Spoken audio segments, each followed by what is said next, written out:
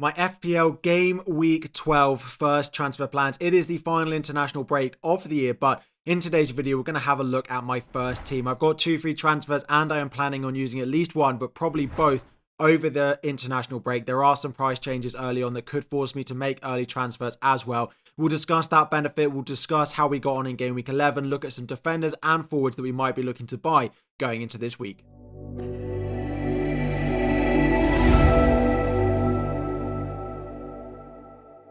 What is up, everyone? FPL Harry here. Before we dive in, 2,000 likes is the aim. Subscribe if you are new around here as well. And in today's video, we're going to have a look mainly at Game Week 12. I apologize that this video is slightly later than normal. It is normally out straight after the games on the Sunday, but I have just got home from watching Chelsea versus Arsenal. It was not the best game in the end. It didn't really do very much for either teams, and it didn't give any FPL points like the rest of the games that we saw on Sunday. Looking at my team and how my points got on in Game Week 11, I had 59 points after the players.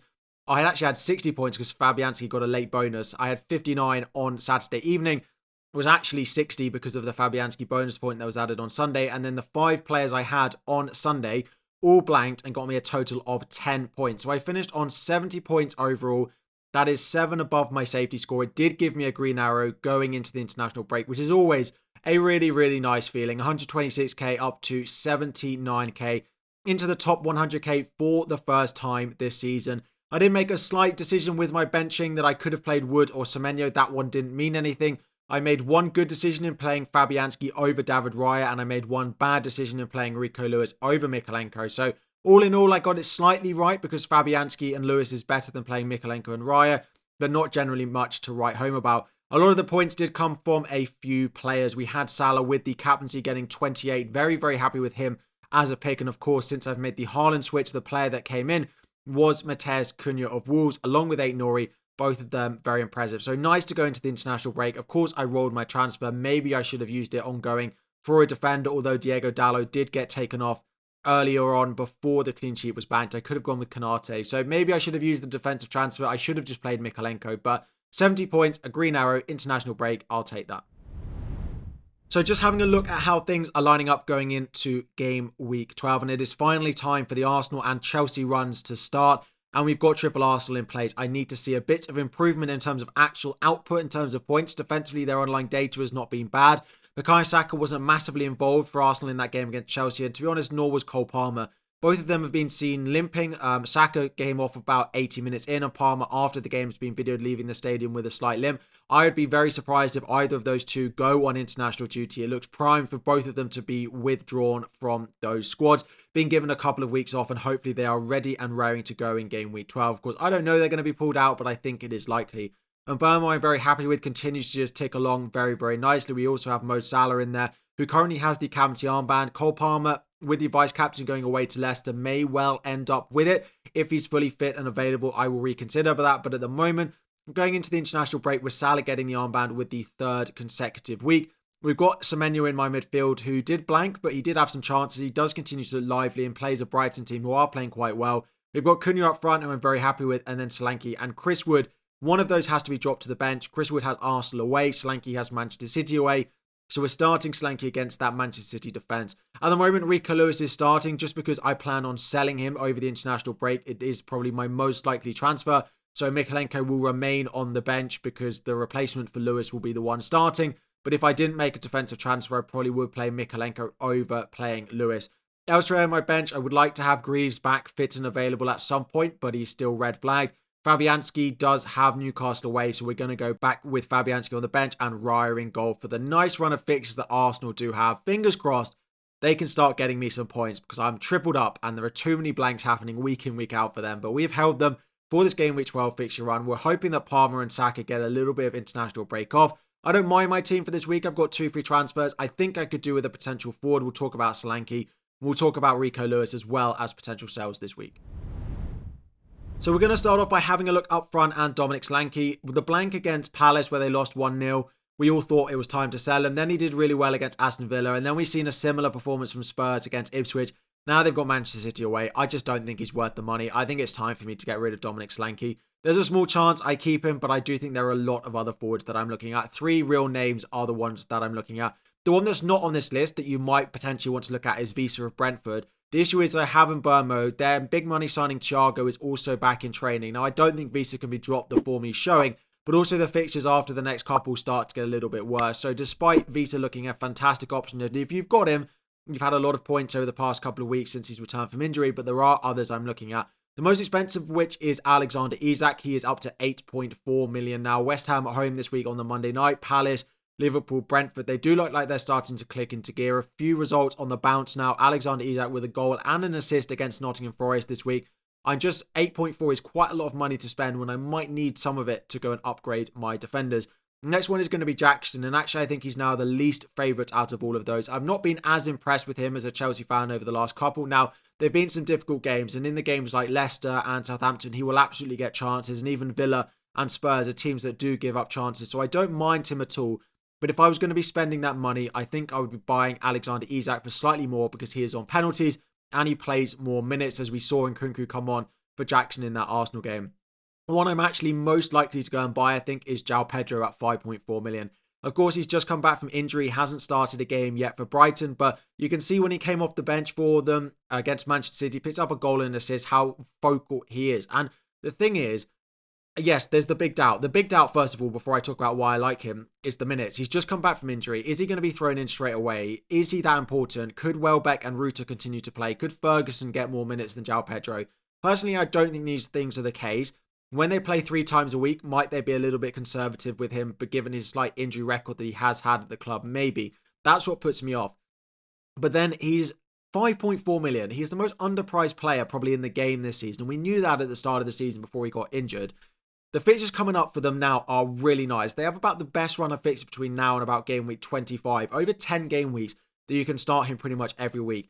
He is on penalties. The manager has openly said he is the best player and the player that they rely on the most. You can see when he gets minutes how good he is.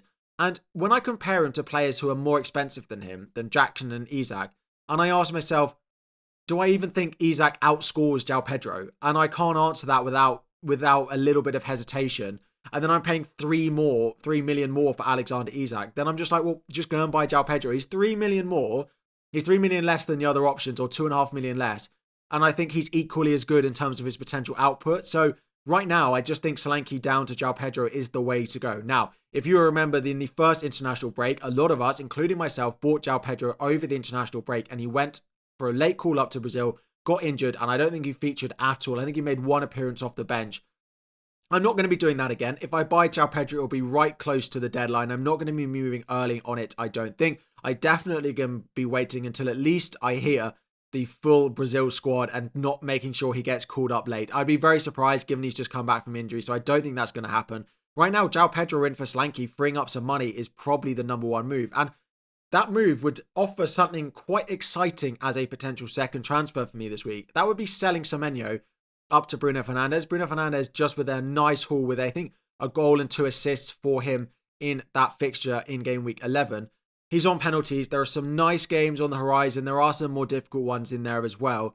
Semenyo has been good. He is on 4 yellow cards. And I think Fernandes is, yes, a better asset. And we are expecting him to be very involved in the new Manchester United system under their new manager, Amorim, as well. So that Solanke down to João Pedro move would free up enough money to do Semenyo up to Bruno Fernandes for Ipswich away. That does look really nice on paper. I'm bringing in 2 players who play 90. I'm bringing in 2 players who have a nice run of fixtures. I'm bringing in 2 players who are on penalties and on good form as well. It might be a little bit looking like it's points chasing with them both doing really well in game week 11, but I don't think there's going to be many of you arguing that this 2 transfers for free probably pays off. The only issue with that is my defense probably needs a transfer this week as well, and this would use up both transfers I have this week.